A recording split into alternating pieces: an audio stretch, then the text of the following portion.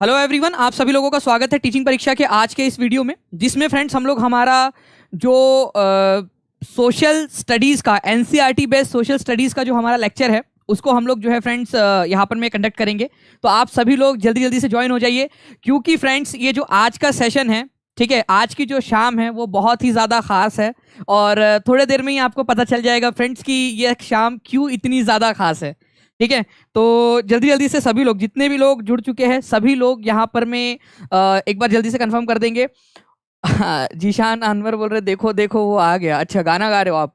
चलिए, तो वैसे भी आज आज सारे के सारी चीज़ें जो है वो पॉजिटिव में ही जाएंगी। हाँ, कुछ लोगों ने यहाँ पर में बिल्कुल प्रेडिक्ट भी कर लिया है, क्योंकि सारी चीज़ें एकदम लाइव जो है वो जा रही है और बहुत ही बेहतरीन तरीके से जो है फ्रेंड्स इस सेशन को हम लोग यहाँ पर में कंडक्ट करते हैं। जल्दी जल्दी से जितने भी लोग यहाँ पर में जुड़ चुके हैं वो इस सेशन को जल्दी से शेयर कर देंगे, जहाँ भी शेयर कर सकते हैं अपने दोस्तों के साथ में, टेलीग्राम, फेसबुक, व्हाट्सएप, इंस्टाग्राम, जहाँ जहाँ शेयर कर सकते हो जल्दी जल्दी से शेयर कर देंगे फ्रेंड्स। और जिन्होंने भी इस सेशन को लाइक कर दिया है उन सभी लोगों का बहुत बहुत धन्यवाद। और जिन्होंने भी चैनल को सब्सक्राइब नहीं किया वो लोग जल्दी से चैनल को सब्सक्राइब करके बेल आइकन दबा देंगे फ्रेंड्स, ताकि ऐसे ही आप लोगों को बहुत सारे जो वीडियोस है वो मिलते रहे। ठीक है, चलिए, तो पहले हमारे लेक्चर की तरफ, पहले क्वेश्चन की तरफ में हम लोग बेसिकली आगे बढ़ते हैं। पहला क्वेश्चन आप लोगों की स्क्रीन के ऊपर में ये रहा। गुप्ता काल के समय में प्रथम कुलिक शब्द का प्रयोग होता था। ये प्रथमा कुलिक ये क्या चीज है? एग्जाम में पूछा गया क्वेश्चन आप लोगों का, प्रथम कुलिक ये किस चीज के लिए इस्तेमाल किया जाने वाला शब्द था? प्रथम कुलिक।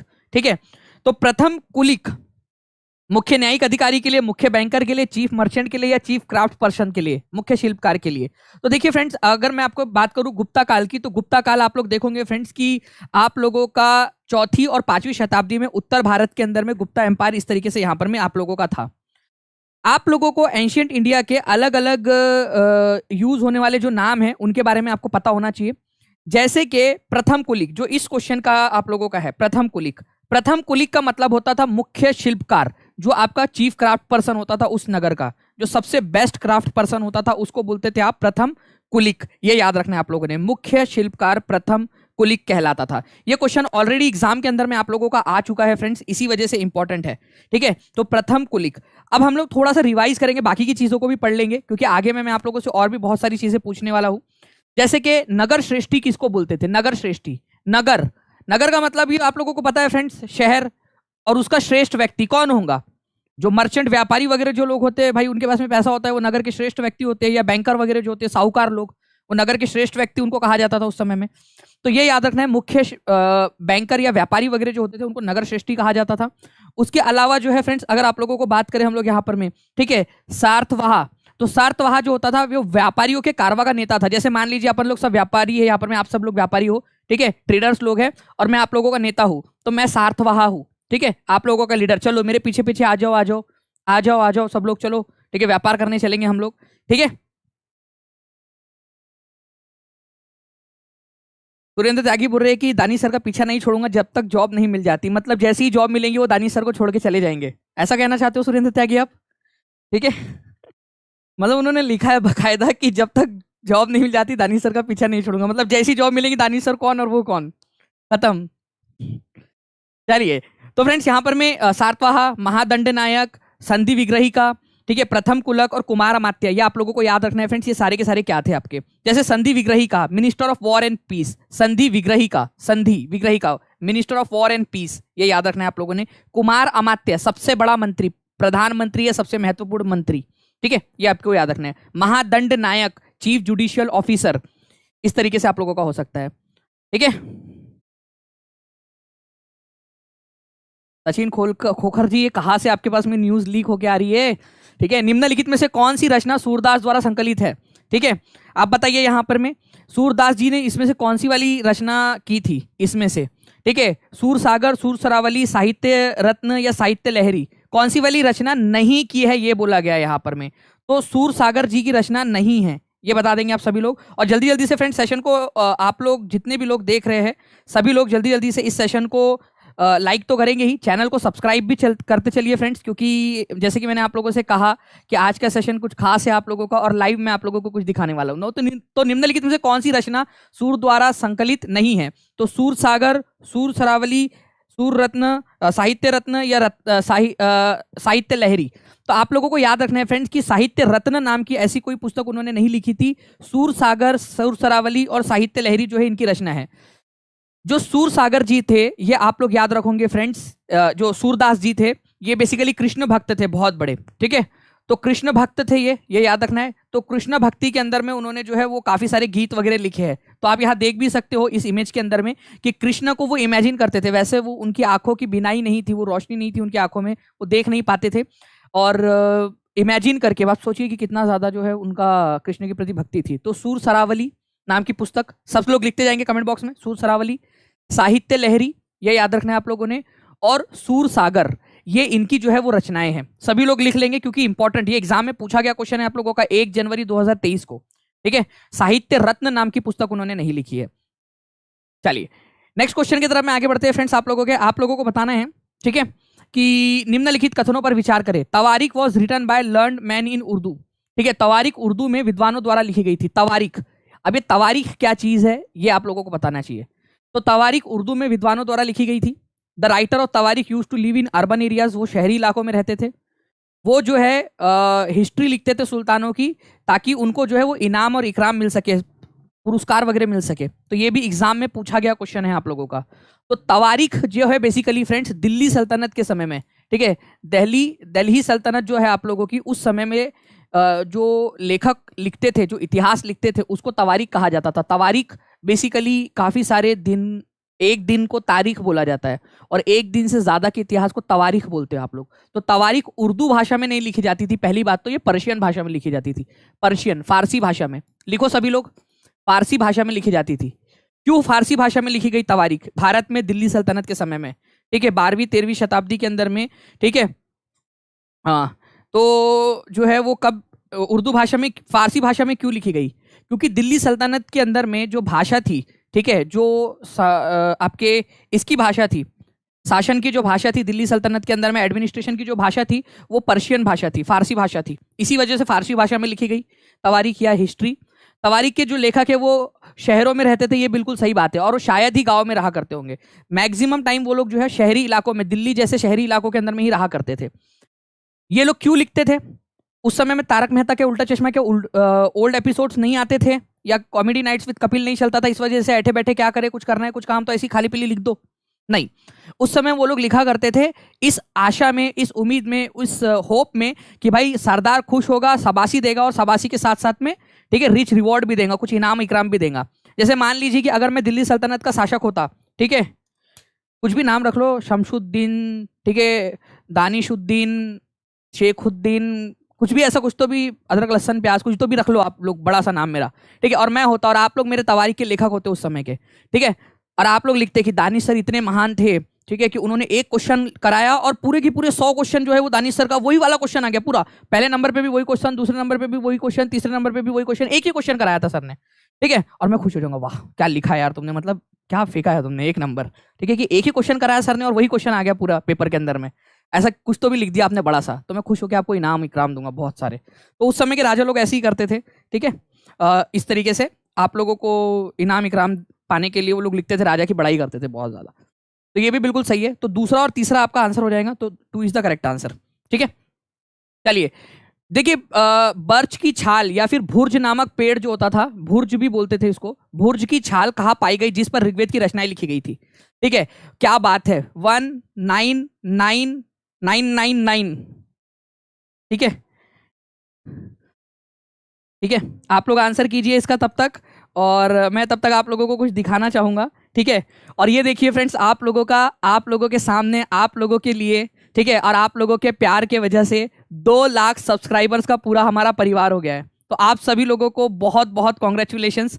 आप लोगों का अपना परिवार, आपका परिवार, टीचिंग परीक्षा परिवार, ठीक है, 2 लाख का हो गया है। वो एक शेर याद आता है उस पर मुझे कि हम अकेले ही चले थे जानिबे मंजिल, आगे बढ़ते गए और कारवां बनता चला गया। मुझे आज भी याद है कि जब 0 सब्सक्राइबर थे और 1 सब्सक्राइबर हुआ था इस चैनल के ऊपर में, और आज 2 लाख जो है वो परिवार, 2 लाख जो है सब्सक्राइबर्स का परिवार हमारा यहाँ पर में हो गया है। तो आप सभी लोगों का बहुत बहुत शुक्रिया, ठीक है, यहाँ पर मैं इसको आगे बढ़ाने के लिए। जितने भी लोग यहाँ पर में जुड़े हैं उन सभी का बहुत बहुत शुक्रिया, सभी लोगों को बहुत बहुत धन्यवाद। यहाँ पर मैं अंकुर सर को, रितिका मैम को, भावेश सर को, ठीक है, हमारी पूरी की पूरी जो टीचिंग परीक्षा की टीम है उन लोगों को, आप लोगों को, सभी को मैं बहुत बहुत धन्यवाद देना चाहूँगा, क्योंकि आप लोगों के वजह से ये हुआ है। अगर आप नहीं होते तो शायद ये भी नहीं हो पाता, ठीक है, अगर आप लोग नहीं होते तो सभी लोग, जितने भी लोग हैं उनका बहुत बहुत शुक्रिया। और अब जल्दी से क्वेश्चंस की तरफ में हम लोग आगे बढ़ते हैं। भुर्ज नाम का जो पेड़ है आपका, उसकी वो कहाँ पर में पाया गया था, जहां पर जिसके ऊपर में ऋग्वेद लिखा गया है। तो सबसे पुराना वाला जो वेद है, ठीक है, जब उसको लिखा गया आज से करीब 2000 साल पहले, रचना तो इसकी 3,500 साल पहले हो गई थी। जब इसको लिखा गया तो इसको भुर्ज नामक पेड़ की छाल पर लिखा गया था, ठीक है। बर्च बोला जाता है उसको हिंदी में, इंग्लिश में बर्च, ठीक है, और हिंदी में उसको भुर्ज बोलते हैं। तो जो एग्जामिनर था उसने बर्च ही लिखा है, ठीक है, उसको, क्योंकि वो इंग्लिश से बनाता है पेपर, फिर बाद में उसको हिंदी ट्रांसलेट करता है एग्जामिनर आपका। तो कश्मीर के अंदर में जो है फ्रेंड्स, याद रखना है आप लोगों ने, ये पेड़ पाया जाता था। आज के समय में ये, ठीक है, एक्सटिंक्ट हो चुका है ये पेड़ आप लोगों का। तो ऋग्वेद जिसके ऊपर में लिखा गया था, ठीक है, बर्च की बार्क के ऊपर में, ठीक है, भुर्ज नामक जो पेड़ होता था आपका, भुर्ज, ठीक है, भुर्ज नामक पेड़ होता था, उसकी छाल के ऊपर में यह कश्मीर में पाया जाता था। और कश्मीर के इलाके में बेसिकली उधर साइड के अंदर में ये पेड़ पाया जाता था। और उसकी छाल जो होती थी, छाल का मतलब क्या होता है, ये जो पेड़ है मान लीजिए आपका, ये जो चीज होती है ना, ये वाला जो चीज होती है पेड़ की, उसको बोला जाता है छाल, ठीक है। तो ये आप लोगों को याद रखना है, ठीक है। तो कश्मीर में पाया जाता था। ये पांडुलिपियां लिखी गई है, इसको पांडुलिपि भी बोलते हैं, क्योंकि ये हाथ से लिखी गई थी, मैन्यूस्क्रिप्ट, क्योंकि ये हाथ से लिखी गई थी। मैन्यू का मतलब भी होता है हैंड, लैटिन भाषा के अंदर में, ठीक है। चलिए नेक्स्ट क्वेश्चन की तरफ में आगे बढ़ते हैं फ्रेंड्स। आपको बताना है नगर श्रेष्ठी किसको बोल सकते हैं आप लोग इनमें से, नगर श्रेष्ठी, ठीक है। ताम्रपत्र अलग होता है, ठीक है, ताड़पत्री बोल सकते हैं इसको, ठीक है। ताम्रपत्र अलग होता है, ताम्र का मतलब होता है कॉपर, कॉपर प्लेट्स अलग होती है आपकी। तो आंसर देखिए फ्रेंड्स, नगर श्रेष्ठी की अगर मैं बात करूं आप लोगों से, तो नगर श्रेष्ठी का मतलब क्या होता है आपका, chief judicial officer, war and peace officer, ठीक है, चीफ बैंकर या चीफ क्राफ्ट पर्सन। नगर श्रेष्ठी किसे कहा जाता था, तो नगर श्रेष्ठी जो है फ्रेंड्स, ये कहा जाता था आप लोगों का उस इलाके का चीफ बैंकर, मुख्य बैंकर, जो भी मुख्य बैंकर है उस इलाके का, उसको कहा जाता था। ये याद रखना है आप लोगों ने, ठीक है। मुख्य बैंकर या जो व्यापारी होते थे उस इलाके के, उनको कहा जाता था नगर श्रेष्ठी। जैसे मैंने आपको बताया था ना कि नगर का श्रेष्ठ व्यक्ति कौन है, जो जिसके पास में पैसा है, मुख्य बैंकर है जो, या व्यापारी वगैरह है। आज भी नगर के अंदर में उन्हीं की चलती है ज्यादातर।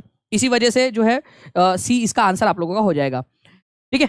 तो नगर श्रेष्ठी जो है शहर का मुख्य बैंकर या जो व्यापारी होता था, उनको कहा जाता था नगर श्रेष्ठी। मैंने आप लोगों को प्रथम कुलिक भी बताया था। प्रथम कुलिक का मतलब होता है मुख्य शिल्पकार।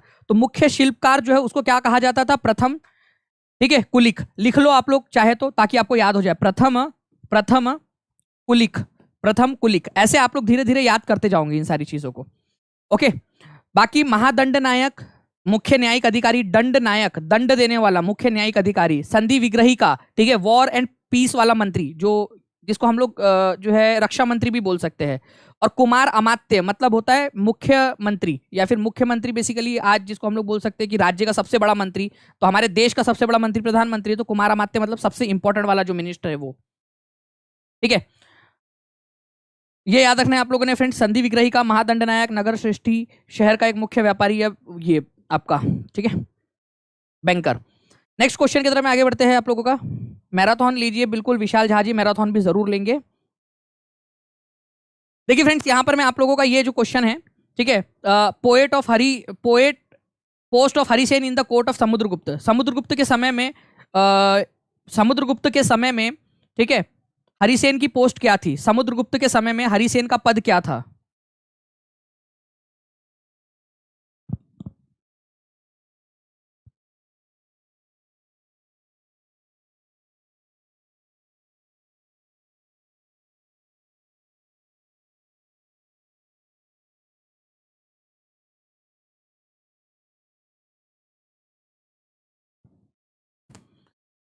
समुद्रगुप्त के दरबार में हरिसेन का पद क्या था। तो समुद्रगुप्त जो है फ्रेंड्स, ये याद रखना है आप लोगों ने, हरिसेन का दरबारी कवि भी था, संधि विग्रही का भी था, और महादंड नायक भी था। महादंड नायक का मतलब होता है फ्रेंड्स मुख्य न्यायिक अधिकारी। संधि विग्रहिका का मतलब क्या होता है, जो वॉर और पीस का जो मंत्री है आप लोगों का। और पोएट मतलब तो आपको पता ही है, कवि।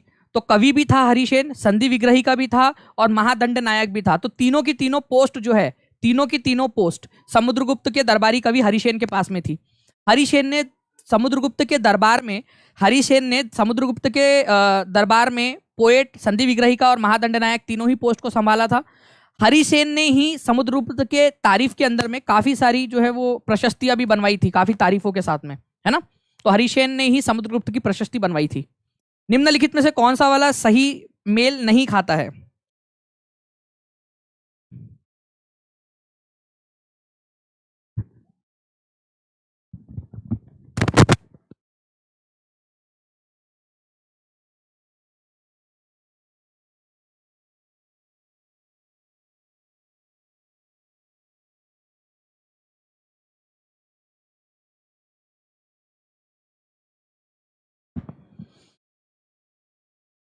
निम्नलिखित में से कौन सा सही सुमेलित नहीं है? खजुराहो चंदेला लोगों ने बनवाया था, चंदेला लोगों ने खजुराहो के मंदिर बनवाए थे। ऐहोल चालुक्यों ने बनवाया था, कांचीपुरम पल्लव ने या महाबलीपुरम चोलाज ने? तो बताइए यहां पर में कौन सा वाला होगा?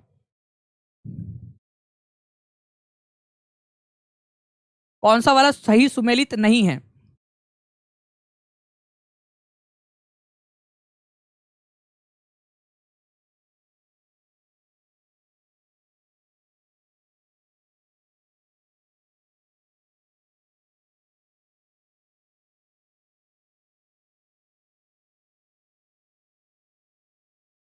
बिल्कुल। देखिए फ्रेंड्स, अगर मैं आप लोगों को बताऊं तो खजुराहो के जो मंदिर है ये आप लोगों को मध्य प्रदेश के अंदर में मिलेंगे, एमपी में, मध्य प्रदेश के अंदर में। और ये चंदेला राजाओं ने ही बनवाए थे। आप लोगों को पता है ना कि एक मंदिर है, ठीक है, जो आप शिव भगवान को समर्पित है। बताइए, जो चंदेला राजा धंगदेव ने बनाया था, क्या नाम है उस मंदिर का? जल्दी से बताएंगे आप लोग। उस मंदिर के बारे में आप लोगों को पढ़ाया था मैंने कि 999 के अंदर में, ठीक है, 999 एडी के अंदर में धंगदेव नाम के जो राजा थे चंदेला वंश के, उन्होंने उसको बनाया था। ठीक है, जल्दी से बताओ आप लोग उसका भी। ठीक है, मध्य प्रदेश के अंदर में चंदेला राजवंश ने। ऐहोल जो है, ये ऐहोल नाम की जगह आपको कर्नाटक में मिलेंगी। चालुक्य लोगों का शहर था ये। चालुक्य जो राजा थे उन लोगों का शहर था। कांचीपुरम की अगर मैं बात करूं तो पल्लव राजाओं का शहर है फ्रेंड्स, कांचीपुरम, पल्लव। ठीक है, पल्लव, कांचीपुरम जो है पल्लव लोगों की राजधानी थी, कांचीपुरम। और महाबलीपुरम जो है ये भी पल्लव लोगों ने ही बसाया था, ना कि चोलाज ने। महाबलीपुरम, ठीक है, महाबलीपुरम जिसको जो है आप लोग जो है ममल्लापुरम के नाम से भी जानते थे एक समय में। ममल्ला नाम के एक राजा थे, पल्लव राजा, जिन्होंने इस शहर को बसाया था। तो खजुराहो, ऐहोल, कांचीपुरम, महाबलीपुरम। ठीक है, तो महाबलीपुरम जो है ये पल्लव आना चाहिए था यहाँ पर मैं आप लोगों का, जहां पर मैं चोलास दिया हुआ है। ठीक है, महाबलीपुरम। तो खजुराहो, ऐहोल, कांचीपुरम ये आप लोगों का बिल्कुल सही है।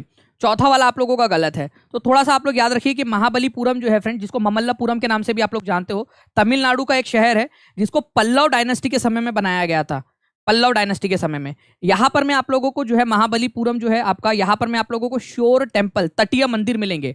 5 रथ टेम्पल भी आप लोगों को मिलेंगे। 5 रथ टेम्पल, 5 रथ टेम्पल जो है ये पांडव और पांडव की जो मैडम थी द्रौपदी, उनको समर्पित है। 4 पांडवों को समर्पित है।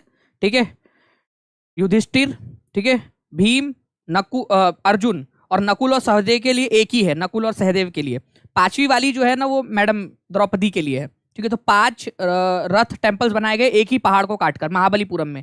तटीय शहर है ये, तो तट के ऊपर में भी मंदिर है, तो इसको तटीय मंदिर या शोर टेम्पल्स कहा जाता है आपका। बाकी कांचीपुरम जो है वो तो उनकी राजधानी थी पल्लव लोगों की। चालुक्य लोगों ने ऐहोल के अंदर में जो है फ्रेंड्स काफी सारे इंस्क्रिप्शंस लिखवाए हैं। और चंदेला लोगों ने खजुराहो के टेम्पल्स, जिसमें से कंदारिया महादेव टेम्पल के बारे में जो मैं आपसे बात कर रहा था वो भी खजुराहो का ही एक पार्ट है, कंदारिया महादेव टेम्पल। ठीक है, तो जो क्वेश्चन है आप लोगों का उसका आंसर हो जाएगा महाबलीपुरम। महाबलीपुरम किसके समय का शहर था? पल्लव लोगों के समय का शहर था, ये याद रखना आप लोगों ने। जल्दी जल्दी से लाइक एंड शेयर कर देंगे फ्रेंड्स, और चैनल को सब्सक्राइब भी कर देंगे सभी लोग, जितने भी लोग देख रहे हैं, जल्दी जल्दी से। चलिए नेक्स्ट क्वेश्चन की तरफ में हम लोग आगे बढ़ते हैं। यहाँ पर में किस क्षेत्र में भूस्वामियों को विल्लालर कहा जाता था? Vellalar. In which region land owners were known as Vellalar? किस क्षेत्र में भूस्वामियों को विल्लालर कहा जाता था? ठीक है, विल्लालर्स, विल्लालर। तो विल्लालर जो है फ्रेंड्स ये महाराष्ट्र रीजन में, तमिल रीजन में, पंजाब में या बंगाल में। विल्लालर ऐसे लोगों को बोला जाता था जिनके पास में बड़ी बड़ी जमीन हो, सैकड़ों एकड़ जमीन उनके पास में होती थी, तमिल रीजन के अंदर में। तो तमिल रीजन के अंदर में साउथ इंडिया में बड़े भूस्वामियों को विल्लालर कहा जाता था, ये याद रखना है आप लोगों ने। जो ऑर्डिनरी प्लफमैन होते थे, साधारण किसान या साधारण हलवाहक, हलवाहक मतलब ही होता है किसान, साधारण ऑर्डिनरी प्लॉवमैन या फिर साधारण हलवाहक या साधारण किसान, उनको उझावर बोलते थे। जो बड़े बड़े लैंड ओनर्स होते थे, बड़े बड़े भूस्वामी होते थे, उनको विल्लालर कहा जाता था। और जो बेचारे लैंडलेस किसान होते थे, लेबरर होते थे, जो ज्यादा कुछ कर नहीं पाते थे, लैंडलेस होते थे, दूसरों के खेत में काम करते थे, उनको कड़ाई सियार या अधिमाई बोलते थे। कड़ाई सियार या अधिमाई, ठीक है, कड़ाई सियार या अधिमाई, ये याद रखना है आप लोगों ने। साधारण किसान है तो उझावर, अगर खुद का खेत है लेकिन छोटा है। बड़ा है विल्लालर, और है ही नहीं खेत, गरीब है और दूसरों के खेत में काम करता है, तो कड़ाई सियार या फिर उसको अधिमाई भी कहा जाता था साउथ इंडिया में, ये याद रखेंगे आप लोग, ठीक है, ये याद रखना। बाकी नॉर्थ इंडिया के अंदर में गृहपति बोलते थे साधारण जो इंडिपेंडेंट किसान होते थे उन लोगों को। और जिनके पास में जमीन नहीं होती थी, ये दास या कर्मकार बोला जाता था नॉर्थ इंडिया में। नॉर्थ इंडिया में ये दो जो है आप लोगों के नॉर्थ इंडिया के हैं, और ये जो ऊपर के तीन है ये साउथ इंडिया के, साउथ इंडिया, साउथ, और ये नॉर्थ है, ठीक है। दास या कर्मकार नॉर्थ इंडिया में बोला जाता था ऐसे लोगों को जिनके पास में खुद की जमीन नहीं होती थी। तो इसको याद रखेंगे आप लोग। जो बड़े वाले किसान होते थे उनको विल्लालर बोलते थे। जो ऑर्डिनरी प्लफमैन, साधारण हलवाहक होते थे, उनको जो है वो उझावर बोला जाता था। एनसीईआरटी के अंदर में उसको उणवार लिखा हुआ है, ठीक है। अब वो हो सकता है प्रिंटिंग मिस्टेक हो या उसका प्रोनाउंसिएशन वैसा हो, लेकिन मैं आपसे कह रहा हूँ कि जब आप लोगों के एग्जाम में आएगा तो उसका जो है वो उझावर आएगा यहाँ पर में, उझावर, ठीक है। उझावर इस तरीके से आ सकता है उझावर, या फिर इस तरीके से भी आ सकता है वो उझावर, ठीक है, झावर, उझावर, ठीक है। क्योंकि एनसीईआरटी से बनाने, अगर वो क्वेश्चन बनाएगा तो वो इंग्लिश वाली बुक को रेफर करेगा और फिर उसका हिंदी में ट्रांसलेशन करेगा वो, लेकिन हिंदी वाली एनसीईआरटी के अंदर में उणवार लिखा हुआ है। तो मैंने आपको दोनों चीजें दिखा दिया ताकि आप लोग दोनों के दोनों उसको दोनों के लिए तैयार रहे आप लोग, ठीक है। तो उणवार या उझावर दोनों ही लिखकर आ सकता है साधारण हलवाहों के लिए। साधारण हलवाहे मतलब साधारण किसान, और जो भूमिहीन किसान है उनको कड़ाई सियार या अधिमाई बोलते थे साउथ इंडिया के अंदर में। इन टर्म्स का उल्लेख कहाँ मिलता है आपको, कहाँ पर में पता चला इन टर्मिनोलॉजीज के बारे में?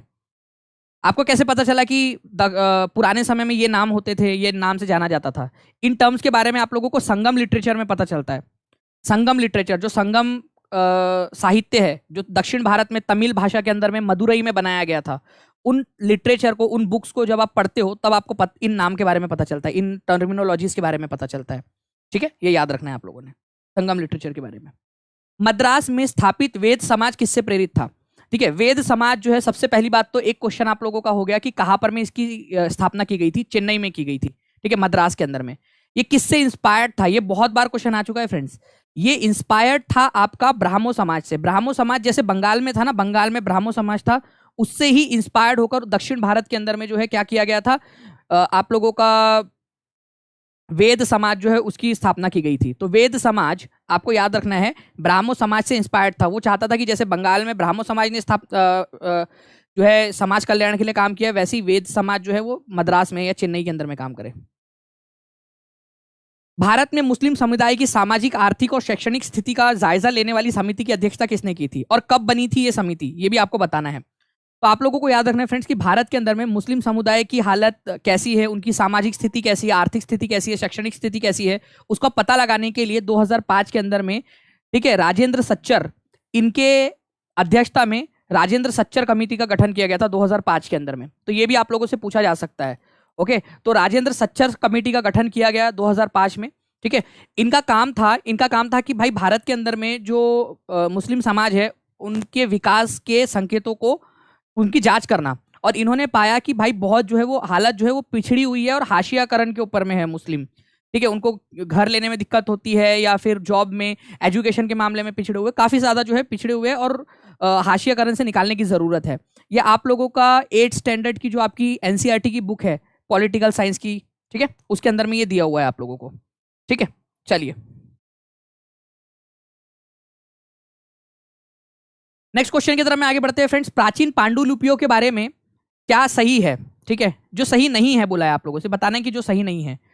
विच of the following statements about ancient manuscript is not correct?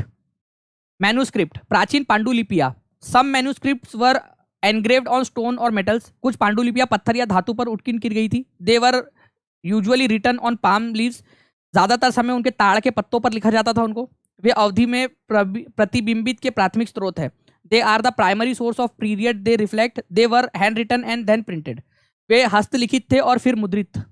ठीक है,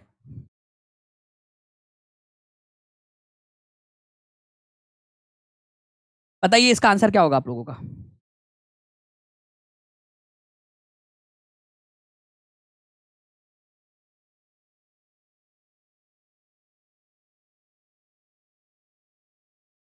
अच्छा मेरे को एक बात बताओ, यहां पर मैं बोला है कि प्राचीन पांडुलिपि, तो आप मुझे बताओ कि क्या इनको मुद्रित किया जा सकता था, क्या प्रिंट किया जा सकता था क्या? कौन सा वाला प्रिंटर था उन लोगों के पास में, हमारे पूर्वजों के पास में? मतलब वो खुद नंगू पुंगू घूम रहे हैं मान लीजिए, ठीक है, या फिर उनके पास में जो है कुछ भी नहीं पता और वो प्रिंटिंग कर रहे हैं, प्रिंटिंग मशीन आ गई उनके पास में।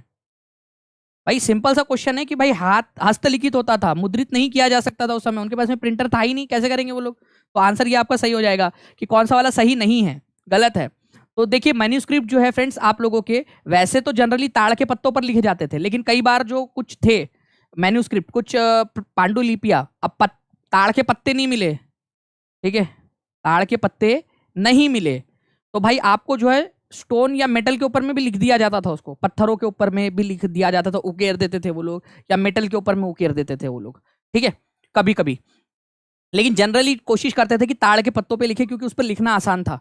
ओके, अच्छा, ये उसी समय लिखे गए थे, मान लो 2000 साल पहले लिखे गए फॉर एग्जाम्पल, तो ये प्राइमरी स्रोत है आप लोगों के लिए उस समय के बारे में जानकारी हासिल करने का, क्योंकि ये उसी समय लिखे गए थे। तो उस समय क्या सोच थी लोगों की, क्या उन्होंने देखा, तो प्राथमिक स्रोत है, क्योंकि वो उसी समय लिखा गया था, देख जो उन्होंने देखा वो लिखा, ठीक है, या जो वो लोग फील करते थे वो उन्होंने लिख दिया। तो प्राइमरी सोर्स है ये उस समय का, ये याद रखना है आप लोगों ने, ठीक है। तो ये पहले तीन तो सही है, लेकिन लिखने के बाद में वो लोग प्रिंट भी कराते थे ऐसा नहीं था, वो सिर्फ लिखते थे, हाथ से ही लिखते थे, प्रिंटिंग कराना उन लोगों के लिए पॉसिबल नहीं था ये वाली चीज।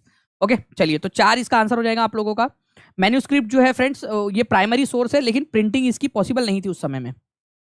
वेद समाज जो है ये किससे इंस्पायर्ड था, ये आप लोग देख सकते हो आप लोगों के एग्जाम में, ये आप लोगों को ओरिजिनल दिखा रहा हूँ, जो ऑनलाइन शिफ्ट में क्वेश्चन पूछा गया था।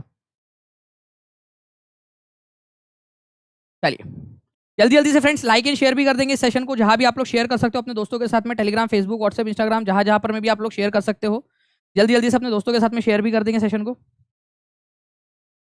बताइए, तो देखिए फ्रेंड्स वेद समाज की अगर मैं बात करूं आप लोगों से, तो ये जो है ये ब्राह्मो समाज से इंस्पायर्ड था, ये अभी जो मैंने आप लोगों को बताया, ठीक है। वेद समाज की स्थापना जो है 1864 में केशव चंद्र सेन और के श्रीधरालु नायडू इन्होंने की थी, मद्रास के अंदर में, चेन्नई में। और ये इंस्पायर्ड किससे था? ब्राह्मो समाज से इंस्पायर्ड था। बेसिकली ये जो ब्राह्मो समाज है और जो वेद समाज है ये एकेश्वरवाद में मानता था।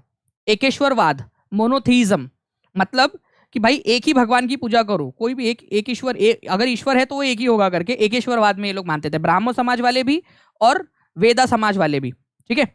तो वेद समाज की स्थापना करने में केशव चंद्र सेन ने मदद की थी। केशव चंद्र सेन खुद ब्राह्मो समाज से जुड़े हुए थे एक समय में, बाद में वो अलग हो गए थे, वो बात अलग है, ठीक है, लेकिन शुरुआत में केशव चंद्र सेन की अगर जोड़ी मिलाने आ जाए तो ब्राह्मो समाज से लगाना है आप लोगों ने, ठीक है।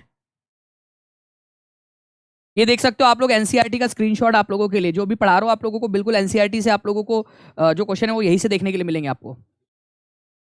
बताइए उझावर के नाम से किसे जाना जाता था तमिल क्षेत्र के अंदर में? उझावर के नाम से, अभी थोड़ी देर पहले मैंने आप लोगों को पढ़ाया है इसके बारे में। तमिल क्षेत्र में उझावर के नाम से किसको जाना जाता था?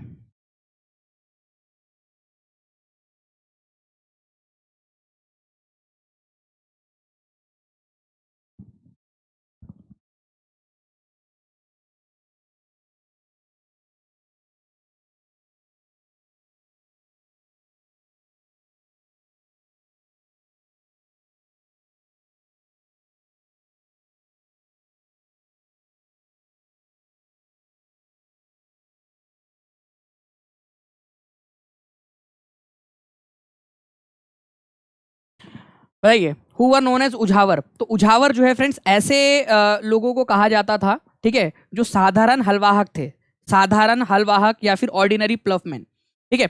जो भूमिहीन मजदूर होते थे उन लोगों को तो कड़ाई सियार या अधिमाई बोलते थे। जो बड़े लैंड ओनर्स होते थे उन लोगों को क्या कहा जाता था? उन लोगों को बोलते थे वेल्लालर। आप लोगों ने ये चीज देखी हुई होंगी, अभी मैंने आपको थोड़ी देर पहले दिखाया कि लार्ज लैंड ओनर्स को तमिल रीजन में वेल्लालर कहा जाता था। जो ऑर्डिनरी प्लफ मैन होते थे आप लोगों के, उनको कहा जाता था उझावर, साधारण हलवाहक या फिर जो किसान होते थे आपके छोटे वाले। और जो लैंडलेस ओनर्स होते थे, लैंडलेस लेबर्स होते थे बेसिकली, उनको कड़ाई सियार या आदिवासी बोलते थे आप लोग। सच्चर कमेटी रिपोर्ट ने भारत के किस समुदाय के हाशिएकरण की स्थिति का पर प्रकाश डाला था?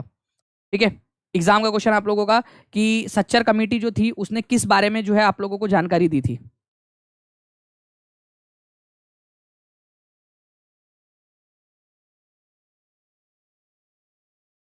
जल्दी जल्दी से आंसर कीजिए फ्रेंड्स आप लोग यहाँ पर में। तो सच्चर कमेटी की स्थापना कब हुई थी ये आप लोग मेरे को कमेंट करके बता देंगे जल्दी से। और मुस्लिम समाज के हाशियाकरण या उनके जो उनको मार्जिनलाइजेशन किया जा रहा है, उनको समाज से अलग थलग रखा जाता है, उसके बारे में जो है यहाँ पर में जानकारी दी गई थी, इसके ऊपर में प्रकाश डाला था।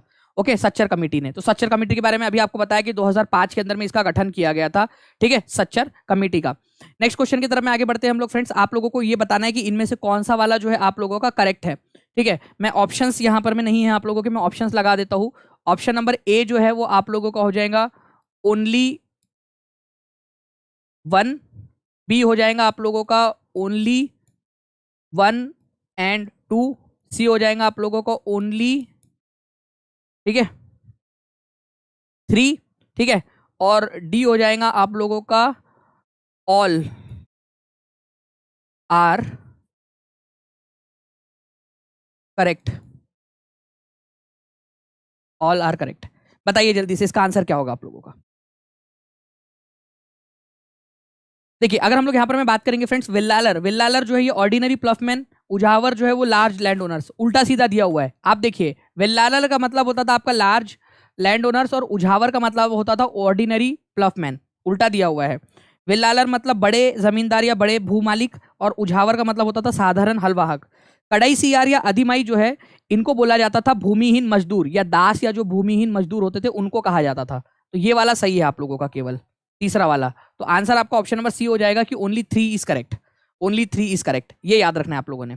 नेक्स्ट फ्रेंड्स, भारत के पड़ोसी देशों के साथ में जो है भारत 7 देशों के साथ में अपनी सीमा साझा करता है। आपको बताना है कि इनमें से सबसे लंबी भूभागीय सीमा किसके साथ में भारत साझा करता है। भारत सबसे बड़ी भूभागीय सीमा किसके साथ में साझा करता है अपनी? ठीक है, भारत की सबसे बड़ी तटरेखा किसके भू सीमा किसके साथ में सबसे बड़ी? तो बांग्लादेश के साथ में फ्रेंड्स, ये याद रखना है आप लोगों ने। इसकी एक ट्रिक है बचपन में एमबीए। तो बांग्लादेश के साथ में सबसे बड़ी सीमा है भारत की, बांग्लादेश के साथ में। ठीक है, लोगों को लगता है चाइना के साथ में, लेकिन एक्चुअल में फ्रेंड्स बांग्लादेश के साथ में, क्योंकि कटी फटी ऐसी आड़ी टेढ़ी ऊंची नीची ऐसी है ना, इस वजह से सबसे बड़ी सबसे लंबी जो सीमा है बांग्लादेश के साथ में है हमारी। ये याद रखना है आप लोगों ने। 4097 किलोमीटर के करीब करीब की है ये यहाँ पर में, लगभग अगर हम बात करें तो। ठीक है, चाइना के साथ में जो है करीब 3500 किलोमीटर की है। फिर बाद में आती है नेपाल की बात, फिर म्यांमार, फिर भूटान, और सबसे कम जो सीमा है हमारी वो है अफगानिस्तान के साथ में, केवल 106 किलोमीटर की। अफगानिस्तान के साथ में सबसे कम सीमा, सबसे छोटी सीमा है हमारी। ये याद रखेंगे आप सभी लोग।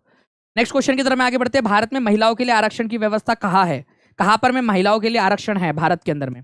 कैबिनेट में, मतलब मंत्री बनाना चाहिए, इतने मंत्री जो है वो महिला होनी चाहिए। विधानसभा के अंदर में आरक्षण है, लोकसभा में, या पंचायती राज इंस्टीट्यूशन में? बताइए।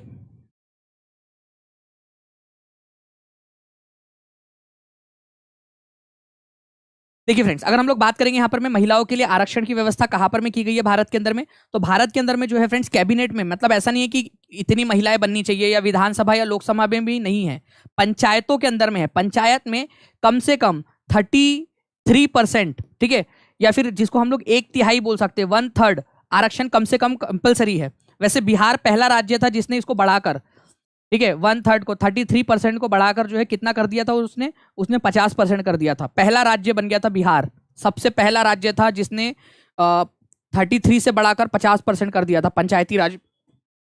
वैसे ऐसी मांग हो रही है काफी लंबे समय से कि जैसे पंचायत के अंदर में हम लोगों ने महिलाओं को कम से कम 1/3 आरक्षण दिया है, कि 1/3 सदस्य जो है वो महिलाएं होनी चाहिए, वैसे ही विधानसभा और लोकसभा में भी कर देना चाहिए कि विधानसभा और लोकसभा के चुनाव के अंदर में भी महिलाएं कम से कम 1/3 सदस्य जो है वो महिलाएं हो। तो बताइए आप लोग कितने लोग इस बात से एग्री करते हैं? वैसे मैं आपको बता दूं फ्रेंड्स कि पंचायत के काफी सारे आर्टिकल्स है, आर्टिकल नंबर 243 से लेकर 243 तक के आर्टिकल्स है।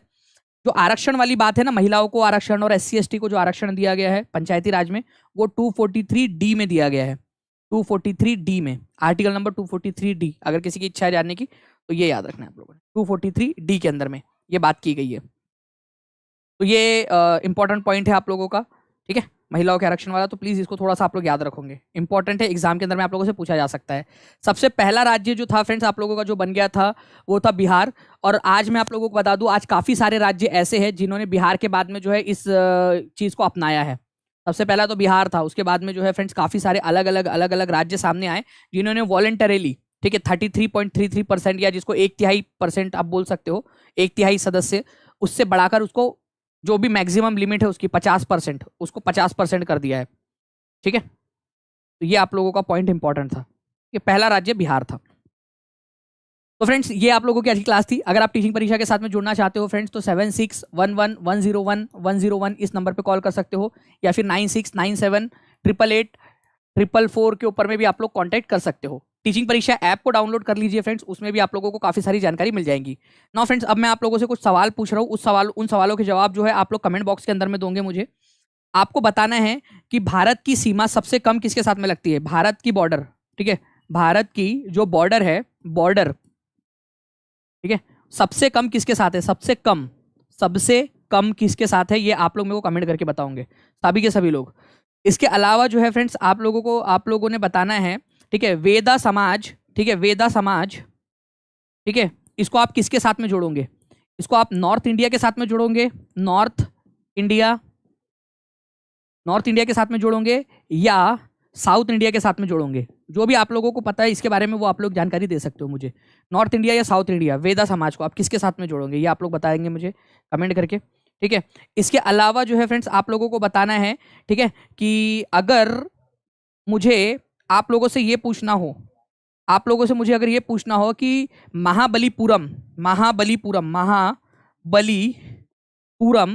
जो है, ये जो शहर है आप लोगों का, इसको आप किसके साथ जोड़ोगे, आप इसको चोला के साथ जोड़ोगे, चंदेला के साथ जोड़ोगे, चंदेला राजवंश के साथ जोड़ोगे इसको, या फिर आप लोग इसको पल्लव के साथ जोड़ोगे, ठीक है, पल्लव के साथ में जोड़ोगे, किसके साथ जोड़ोगे आप लोग इसको, आप मुझे बताइए जल्दी से कमेंट करके, देखते हैं कितने लोग इसका आंसर कर पाते हैं कमेंट बॉक्स के अंदर में, ठीक है। प्लस आप लोगों को बताना है आप लोगों ने कि तवारीख के जो लेखक थे, तवारीख, वो कौन सी भाषा में लिखते थे, तवारीख के लेखक, तवारीख क्या होती है तवारीख, ये मैंने आपको पढ़ाया है इसी लेक्चर में, अगर जिसने नहीं देखा है वो प्लीज लेक्चर को रिवाइज कर लेना अच्छे से। तवारीख जो थी उसकी लैंग्वेज क्या थी, लैंग्वेज कौन सी भाषा में लिखते थे, ये आप लोग मेरे को कमेंट करके बताएंगे सभी के सभी लोग। ओके, तो इस तरीके से फ्रेंड्स आप लोगों की रिवीजन भी हो जाएंगी और आप लोग जो अच्छे से पढ़ भी पाओगे। तो जितने भी लोग देख रहे हैं सेशन को लाइक जरूर कर देंगे फ्रेंड्स, अपने दोस्तों के साथ में शेयर कर देंगे, और टीचिंग परीक्षा चैनल को सब्सक्राइब जरूर कर देना है आप लोगों ने। एंड आप सभी लोगों का फिर से एक बार बहुत बहुत शुक्रिया फ्रेंड्स, 2 लाख प्लस सब्सक्राइबर्स का परिवार बनाने के लिए, तो आप सभी लोगों का बहुत बहुत शुक्रिया, थैंक यू वेरी मच। आप लोगों के जो है फ्रेंड्स ये कर देंगे। इसके अलावा मोस्ट प्रोबेबली आप लोगों की टेस्ट जो है वो आप लोगों को टेलीग्राम के ऊपर में, दानिश शेख जो टेलीग्राम ग्रुप है उसके ऊपर मैं दे दूंगा, DANISH ये आप लोग सर्च कर लेना टेलीग्राम, ठीक है, उस पर मिल जाएगा। 64,000 से भी ज्यादा सब्सक्राइबर्स उसके ऊपर में जुड़े हुए हैं, ठीक है। चलिए thank you very much friends, मिलते हैं हम लोग, तब तक के लिए take care and bye, God bless you all, thank you very much friends, bye, thank you.